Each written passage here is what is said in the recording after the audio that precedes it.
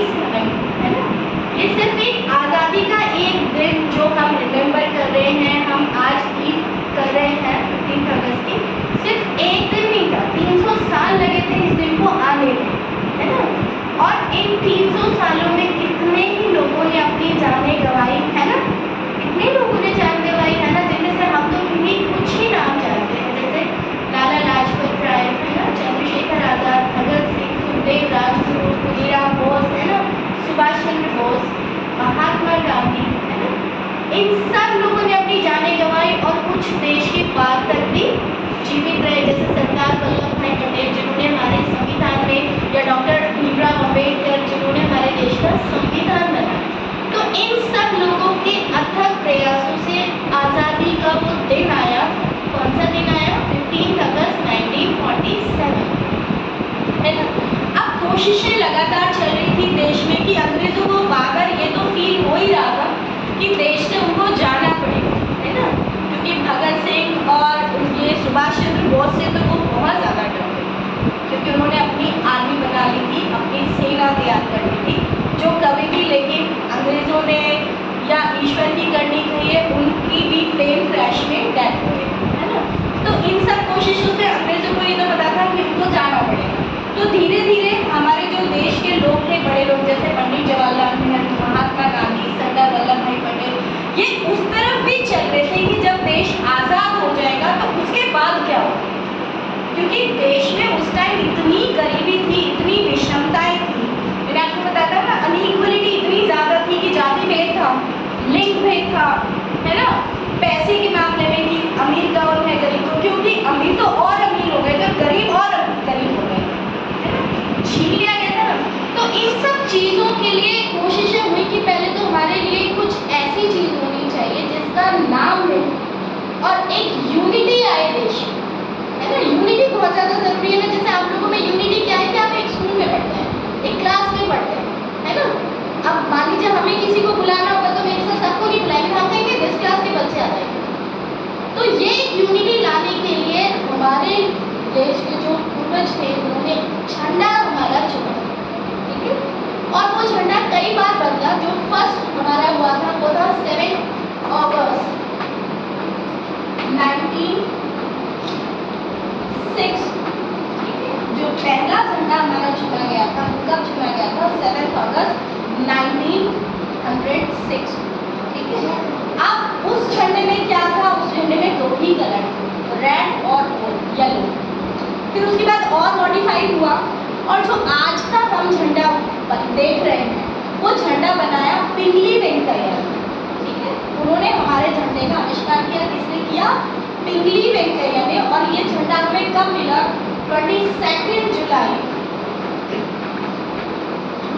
1947, और इसे संविधान सभा ने मान लिया। संविधान सभा क्या थी? जो तैयार कर रही थी, क्योंकि हमारा देश में जो कॉन्स्टिट्यूशन है, हमारा गणतंत्र है हमारा देश, ठीक है, डेमोक्रेटिक इंडिया है। हमारे देश का जो संविधान है विश्व का सबसे बड़ा संविधान है, या डेमोक्रेटिक, ठीक है, लिखित है। जो भी आपको कानून मानने हैं, वो चाहे प्राइम मिनिस्टर हो, सबके लिए सेम। वो कानून जो बनाए गए हैं, किसने? प्रारूप समिति में, संविधान सभा ने, जिसके अध्यक्ष कौन थे? भीमराव अम्बेडकर। उन्होंने जो रूल बनाए हैं उनकी पूरी टीम के साथ, वो हम सबको मानते हैं। तो उस संविधान सभा ने हमारा ये जो अभी फ्लैग है, ये था 22 जुलाई 1947 को मान लिया गया था, और ये तो तय था कि अंग्रेज चले जाएंगे। अब इस फ्लैग की कुछ खास बातें हम आपको बताते हैं, उसके बाद ये 2 जो चीज़ें जो है, वो फ्लैग होस्टिंग और फ्लैग अनफोल्डिंग, ये क्या होता है वो भी आपको बताएंगे। इस फ्लैग में 3 चीज़ें चुनी गई हैं। सबसे पहला जो कलर है वो है केसरिया। केसरिया किसका प्रतीक है? शक्ति का प्रतीक है और बलिदान का प्रतीक। केसरिया ठीक है, ऑरेंज कलर किसका प्रतीक है? शक्ति और बलिदान का प्रतीक। बीच में हमारा कौन सा कलर है? White colour. व्हाइट का मतलब सत्य और शांति, है ना। सत्य का मतलब कि हमेशा सत्य में जयते, कि सत्य की ही जीत होगी, चाहे झूठ और बुराई कितने भी हावी हो जाए। जैसे ब्रिटिशर्स हम सब पर हावी थे, लेकिन जीत की किसकी हुई? सच्चाई की, क्योंकि भारत हम सबका है ना। तो जो व्हाइट है वो क्या बताता है? सत्य और शांति। तीसरा कलर जो हमारा है वो है ग्रीन, वो क्या बताता है? सुख समृद्धि, क्योंकि हरियाली के बिना, अनाज के बिना तो किसी भी टाइप की सुख समृद्धि नहीं आ सकती। अगर हम खाना नहीं खाएंगे तो हम जिएंगे कैसे, है ना? तो थर्ड चीज क्या है? ये ग्रीन कलर क्या दर्शाता है? सुख और समृद्धि। अब इसके बीच में जो ये अशोक चक्र है उसमें 24 स्पोक्स होती हैं। इनको अगर आप काउंट करेंगे ना तो कितनी स्पोक्स होती है? ये लाइनें कितनी है? 24। ये क्या बताते हैं? धर्म और न्याय की रक्षा। ठीक है, सम्राट अशोक पे ही अशोक चक्र बना है। इनके बारे में, सम्राट अशोक के बारे में फिर किसी दिन चर्चा करेंगे। आप से सीखना कि ये अशोक चक्र, इसमें 24 स्ट्रोक्स होती हैं और ये क्या बताते हैं? धर्म और न्याय, क्योंकि न्याय के बिना कोई भी देश का विकास कभी नहीं हो सकता। अगर किसी ने किसी पे क्राइम किया, अन्याय किया, उसको सजा नहीं मिली तो देश का विकास होगा कैसे? फिर तो सब एक दूसरे को मार डालेंगे, एक दूसरे की संपत्ति छीन लेंगे, विकास नहीं हो सकता ना। तो जब तक इक्वलिटी नहीं आए, इक्वलिटी किससे आती है? सजा देने से, न्याय से। जो गलत करता है उसको सजा मिलनी चाहिए, उससे धर्म की रक्षा होती है। ये चारों चीज आपको फ्लैग में समझ में आ गई। अब जो आपका फ्लैग है उसकी लेंथ और विड्थ कितनी होती है? इसकी लेंथ और विड्थ ये तो होती है आपकी 30 और ये अगर होगी आपकी 20। अब ये डिपेंड करता है वो फीट ले, मीटर ले, कुछ भी ले। तो इसमें जो रेशियो होता है ना वो 3:2 होता है। यानी अगर ये 30 है लेंथ तो विड्थ आपकी 20 हो जाएगी। अब ये 10 भी हो सकता है, मीटर भी, फिर डिपेंड करता है कि कितना बड़ा फ्लैग हमें चाहिए। ये इसका क्या हो गया बेटा? रेशियो हो गया। ये हमारे फ्लैग का है। अब फ्लैग की सारी चीजें आपको समझ में आ गई। किसने बनाया? वेंकैया बिंगली वेंकैया ने। कब मिला? 22 जुलाई 1947 को। इसमें रेशियो कितना होता है? 3:2। यानी अगर लेंथ 30 होगी तो विड्थ कितनी होगी? 20। अब वो यूनिट कोई भी हो सकती है, सेंटीमीटर, मीटर, गज, वो डिपेंड करता है कि हम कौन सा कितना बड़ा फ्लैग है। ठीक है, और बीच में अशोक चक्र में कितनी स्ट्रोक्स होती है? 24। अब इसके दो टाइप हम देश में फ्लैग कब करते हैं? फ्लैग सेरेमनी कब करते हैं? 2 टाइम करते हैं। पहली जो हम कल करने वाले हैं यानी इंडिपेंडेंस डे वाले, तो उसमें बेटा अब जब हमारा देश आज़ाद हो गया था, रात को 12 बजे अंग्रेज चले गए, तो यहाँ पे हमने क्या किया? यहाँ पे ब्रिटिशर्स का फ्लैग, ठीक है, पहले ब्रिटिशर्स का फ्लैग यहाँ था, अब उसको नीचे उतारना है। तो ये बहुत अच्छी चीज़ हमारे जो फ्रीडम फाइटर्स थे उन्होंने कितनी अच्छी चीज़ सोची कि हमारा जो ध्वज है वो आरोहण, कल का दिन हम क्या बोलते हैं? फ्लैग होस्टिंग यानी ध्वजारोहण। ध्वजारोहण मतलब हमारा जो झंडा है वो ऊपर जाएगा और ब्रिटिश गवर्नमेंट का जो इंग्लिश का झंडा है वो नीचे आएगा।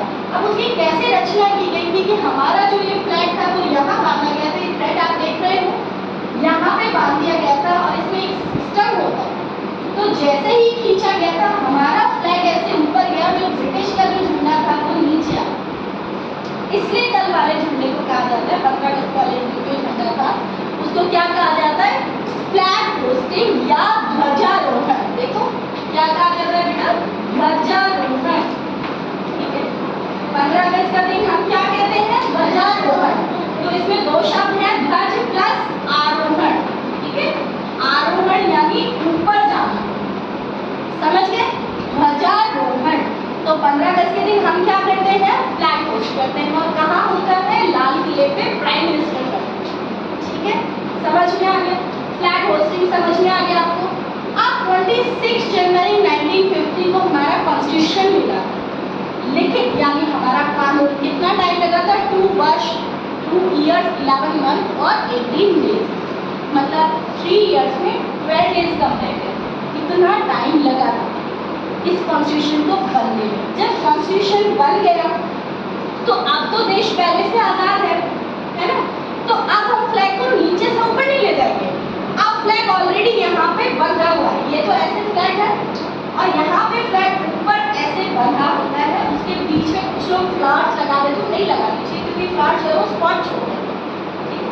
यहाँ पे अब हमारा फ्लैग बंधा हुआ, उसको सिर्फ रस्सी से ऐसे वो फोल्ड हो जाए तो हम आपको दिखाएंगे, और जैसे आप रस्सी खींचेंगे तो फ्लैग ऐसे लहराने लगेगा। ठीक है, तो उसको क्या कहते हैं? फ्लैग अनफर्लिंग, यानी उसको खोल देना, लहराना। ठीक है, इसको कहते हैं फ्लैग अनफर्लिंग। समझ गए? ये कब होता है? 26 जनवरी। और करता कौन है? राजपथ पर अनफर्डिंग यानी उसको खोल देना, हवा में लहराना, ठीक है। और रोल्स यानी नीचे से ऊपर चढ़ाना। डिफरेंस समझ में आ गया दोनों में? तो इतनी बड़ी चीजें हैं जो दिमाग के भी परे हैं, इतना ज्यादा सोचा हमारे फ्रीडम फाइटर्स, है ना। आपके लिए तो बहुत छोटी सी चीज है, आप तो दोनों चीजों को समान ही समझते हो कि उस दिन भी आप फ्लैग लगाते हैं, आज भी फ्लैग लगाते हैं, ऐसे ही सोचते हो ना। पर दोनों में मेजर डिफरेंस, समझ गए? ठीक है, याद रहेगा। तो फ्लैग होस्ट करना है कल हमें, flag hoisting ceremony we will celebrate tomorrow, और we will celebrate flag unfurling on 26 of January, ठीक है। और कॉन्स्टिट्यूशन बनने में कितना टाइम लगा? 2 years 11 months and 18 days। Understood? समझ गए? जय श्री राम।